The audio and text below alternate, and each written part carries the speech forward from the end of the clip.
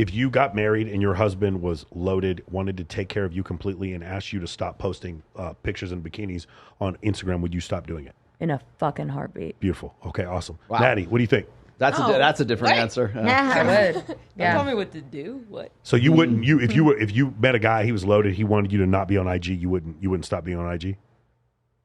If you met your ideal guy. Oh, okay. I could like stop being on social media. I just don't want to be told what I am and am not allowed to post. Yeah. No, but he's like you're mine now. I want us to be in this relationship. You don't need to show all this off for other dudes. Yeah. You would stop? Yeah. Okay. I wouldn't. So it's funny, they did this in Miami, and they asked all the girls, "Do you want a long-term relationship, or do you want you in a long-term relationship, or do you want your Instagram?" And every girl said, "I want my Instagram." Every girl said, "I would not give up my Instagram for a long-term relationship." You? No, yeah, I would give it up. I have a hard time with social media already anyway, as you know. I just finally started like taking pictures and posting. But yeah, no, absolutely. 100%. Yeah. And are you looking for long term? Do you want to get married? Yeah, I do. You get wiped up. Yes, I No, do. I would not give it up. Well, that's it's your vocation too. It's a business. It helps with my business. Can we talk about this? So here's some stats that are on the face level that would seem like a double standard, but they're still true. And so this is something that a lot of women find to be uncomfortable. And this is the statistic. So as you go through life and have more sexual partners, there's studies that show this is Family Growth, is the Office of Family Growth. Is that did this study? It's the IFS. Okay, IFS. International Family Studies. Okay, so the International Family Studies did this, and basically what they did is they took the number of sexual partners you had, and then how that would correlate in a marriage, whether or not you're happy or not happy in the marriage. The actual question was very happy or not very happy in the marriage, and the second thing was, did you get a divorce? Right, those were the two kind of things that they went through there. And what they found with men is that when men had very few sexual partners, they were happy, and fewer. And then once they got to like 6 to 10 sexual partners, they actually got happier. You notice this?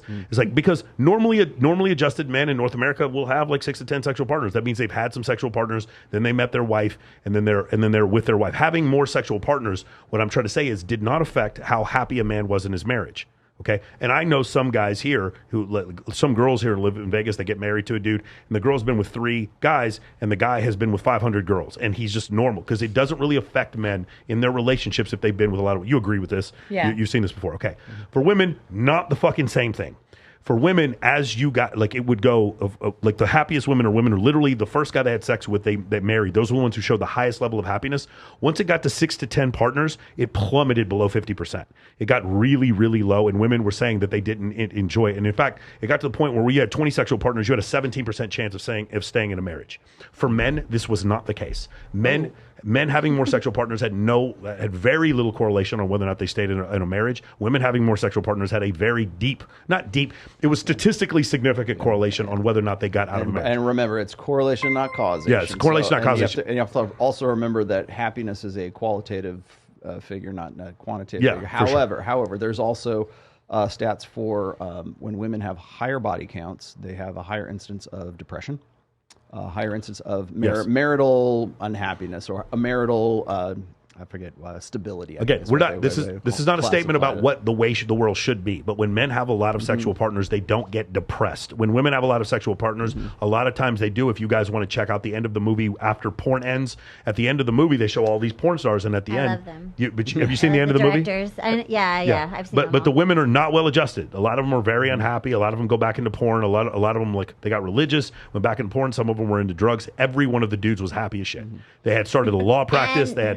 And that was like a different time period. Well, I mean, I don't know that studio porn is really even a thing anymore. I think every one of those people still a thing. Yeah, but they all have OnlyFans. Yeah, but it's still a thing. Yeah, I'm saying, like, all of them are using it as lead gen for their OnlyFans now. Sure. Yeah, that's why I'm saying it's significantly different now. Well, so there's also the STD, For sure, which is easy to track. But then there's also there's depression. There's incidence of divorce, a higher incidence of divorce. And then there's a higher incidence of marital unhappiness, stability is how they define it. Also, and just because I know people are going to knock us on this, it is also the test, the pool, the test sample is for women who are 30 years old or older. So it's not like we're not looking at it, because the reason why they do that is because the average age of first marriage in the United States is 28 for women and 29 or 30 for men. And then it's couples who have been married for at least 5 years. Yeah. So that I want they to have put that be at out least there 30. because I got to be accurate here, because there's a lot of sons of bitches out there quoting these stats and they never quote that stuff, because then people go, "Oh, those really accurate?" Yes, they are. That's how those are that's the methodology that they use, and we have to clarify that because people will take it and then they'll run with it. So the point is, this book behind me, the evolutionary psychology book, this is a book about the way humans are, not the way they ought to be.